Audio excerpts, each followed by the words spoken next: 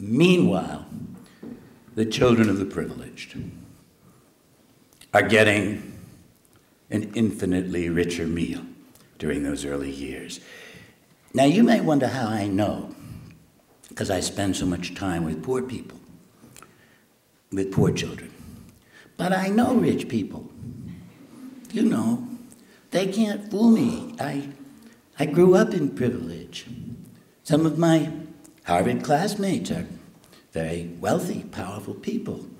And they, you know, and they talk to me, they tell me what they do for their children. Some of them like me, still like me. They're nervous with me sometimes. They think I want to redistribute their wealth, which I do, but they're my friends. And they tell me what they do, and I know what they do for their children. The affluent families in New York and many other cities put their kids into the very best, wonderful developmental preschool programs when they're 2.5 years old. That's a typical starting point, 2.5 years old. And they get that typically for 3 years before they even enter public school. And these schools are expensive, let me tell you, because they spend a lot to make wonderful provision for these children. The best pre-Ks in New York now cost $22,000 a year. That's for a 2.5-year-old. And they're so competitive, there's now, they give tests. Don't ask me what kind of test you give a 2-year-old. I don't know what you test her on. It's probably some sadist who's figured it out. And many of the affluent people I know do send their kids to public school in New York City in the elementary years. And suddenly they're taking tests, because that's the new regime now, decreed by Washington. Suddenly they're taking exams, not just exams that we used to take, but high-stakes exams. Now, so they take these tests like at 3rd grade, and it determines whether you get promoted. And if you fail it, you have to repeat 3rd grade. Everyone who worked in early childhood knows very well that if children who repeat 1 grade have a vastly lower chance of ever graduating. If you repeat twice, it cuts your chance of ever graduating by 90%. And you know where else they use these tests? Sometimes in 2nd grade or 1st grade to determine who gets into gifted and talented programs. Were any of you ever in a gifted program or talented? See, a lot of you. It determines that. Now, who do you think does best on these high-stakes exams? The kids who have had 2 or 3 wonderful years of rich developmental education, who have been sitting on those consonant blends, and who have been maybe learning to play little tunes on a violin, and learning how to relate to one another, and learning organizational skills and shapes, and how to hold a pencil or a crayon, are the ones who have had nothing. I'm sure you can guess the answer. That's just brutal. All the kids I describe, as you probably guessed, go to profoundly segregated public schools. I say this all the time when I'm in a school and never see any white kids. I usually don't bother to, you know, I'm in the school and I don't see any white children at all. I don't feel like that I need to go home and search some database to find out if this is integrated or not. You know, because I have good eyes. Well, actually, I don't, but I have good glasses, and I can see. So if I'm in a school all day, and there are maybe 1,000 kids in the school, and I never see a white kid all day, I'll say to myself, I think this is segregated. You know, I'm sort of a simple-minded guy.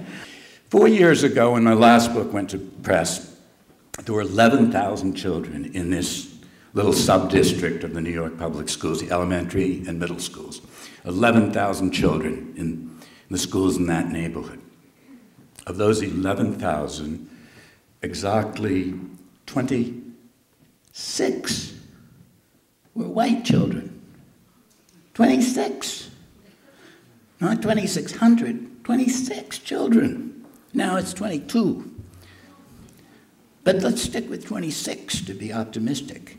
You know, let's figure how segregated is that? Well, I'm not good at statistics. I went to a progressive school in Newton, but I can do long division. That's a segregation rate of 99.8%. 0.2 percentage point now marks the difference between legally enforced apartheid in the South of 50 years ago and socially and economically enforced apartheid in most of our northern cities now.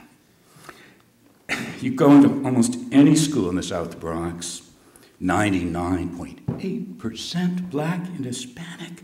Almost any school in Philadelphia, where I was yesterday, or almost any school in Cincinnati, or Cleveland, Milwaukee, Chicago, thinking of places I've been recently, St. Louis, San Francisco, San Diego, LA. You go into the school, you look around the room, you look into the faces of the children. If you dare, you look into their eyes and try to tell yourself this modernized millennial apartheid is what Dr. Martin Luther King and all our other martyrs died for. We celebrate Brown. Big commemoration recently, 50th year.